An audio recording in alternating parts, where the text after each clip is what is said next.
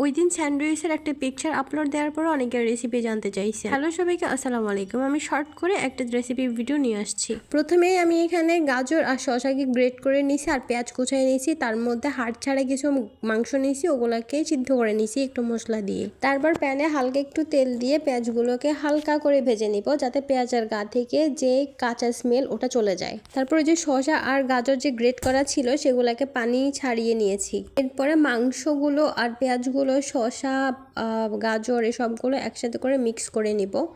Mix করার পরে এগুলো সাইডে রেখে ব্রেড নিব। ব্রেডগুলো সাইড কেটে তারপর হচ্ছে যে আর কোনো কাজ নাই, জাস্ট এই পুরগুলো ব্রেডের মধ্যে দিয়ে মাঝখান দিয়ে কাটলে হয়ে যাবে স্যান্ডউইচ। বুঝছেন? মানে আমি অত ভালো বানাইতে পারি না, কিন্তু আমার কাছে খুব ভালো লাগে। মানে আমার এই মেয়োনিজ যে বানাই আমি, সেই মেয়োনিজটা আমার খুব ভালো লাগে। সব সব জিনিসের সাথে খাওয়া যায়, সব ভাজা পোড়ার সাথে আমি মেয়োনিজটা খাইতে পারি, এরকম হয়। আর এসের সাথে যে স্যান্ডউইচের সাথে তো একদম মানে হয়ে যায়। তো ফাইনালি আমার মানে বানানোটা কেমন হয়েছে বা হয়েছে কিনা অবশ্যই জানাবেন, ওকে।